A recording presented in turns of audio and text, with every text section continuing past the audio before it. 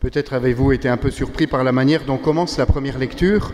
Parole du Seigneur adressée à Shebna, le gouverneur. « Je vais te chasser de ton poste et t'expulser de ta place. » Peut-être que certains d'entre vous, en lisant ces lectures, se sont un peu interrogés et sont allés regarder dans leur Bible favorite, Bible de Jérusalem ou Tob, où il y a quelques petites notes.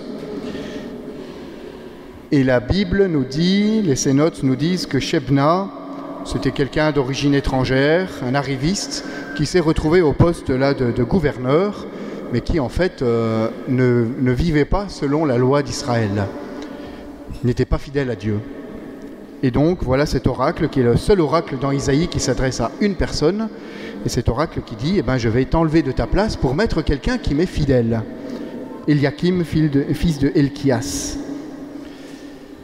Et alors il y a cette formule, je mettrai sur son épaule la clé de la maison de David, s'il ouvre, personne ne fermera, et s'il ferme, personne n'ouvrira.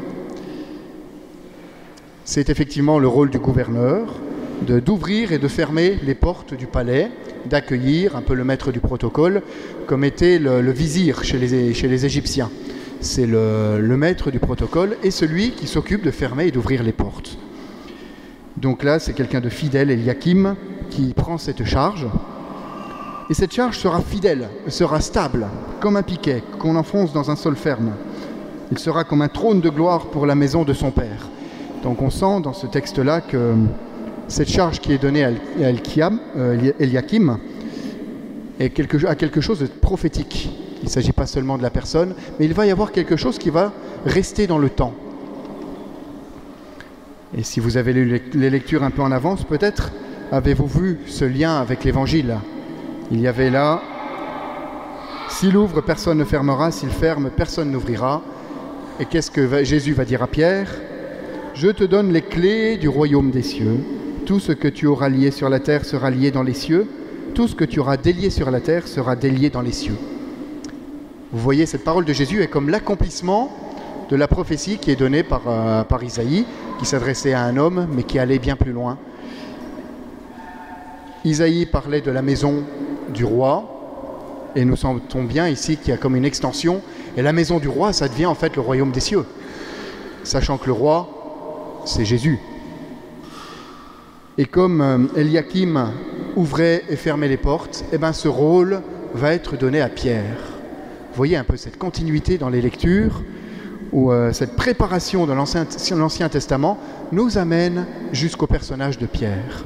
Pierre qui a reconnu que Jésus était le Messie, le Fils du Dieu vivant, et Jésus va lui donner cette charge qui était préparée depuis longtemps. Tu es Pierre, sur cette pierre je bâtirai mon église, la puissance de la mort ne l'emportera pas sur elle, et je te donnerai les clés du royaume des cieux.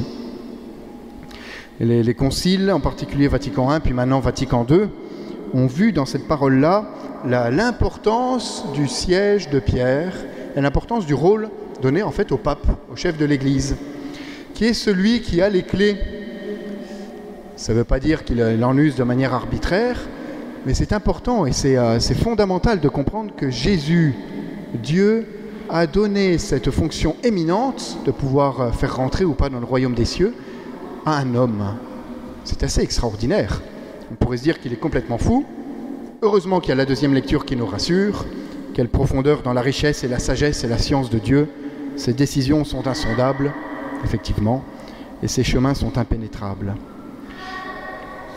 C'est assez impressionnant pour nous de voir que Dieu s'occupe de notre salut, mais non pas d'en haut, du haut d'une tour de contrôle, mais qu'il donne en fait ce souci à des hommes, en particulier au pape, ensuite à ses délégués, les évêques, et aux prêtres qui partagent la charge de l'évêque. Vous voyez combien cette hiérarchie en fait, que Jésus commence à instituer dans cet évangile est une hiérarchie qui est faite pour le service et pour le salut de tous les fidèles. Je te donnerai les clés du royaume des cieux. Tout ce que tu auras lié sur la terre sera lié dans les cieux. Ce que tu auras délié sur la terre sera délié dans les cieux. Voilà, je vous propose pendant cette Eucharistie de particulièrement prier pour notre pape, pour nos évêques, qui ont cette charge en fait de nous mener vers le salut. C'est eux qui ont la grâce de pouvoir nous mener comme des pasteurs, de pouvoir nous conduire jusqu'aux portes de la vie éternelle. Vous voyez que c'est une charge qui est importante, qui n'est pas qu'une charge, on va dire, qui ressemble pas vraiment à l'image qu'on se fait des princes de l'Église, vous voyez l'expression un peu commune, mais qui est vraiment une charge de pasteur, une charge de service. Ils sont là à notre service pour nous apporter le salut. Eh bien, rendons grâce au Seigneur pour ce salut qu'il nous donne par des frères qu'il a choisis. Et prions pour ces frères pour qu'ils puissent être fidèles à leur mission. Amen.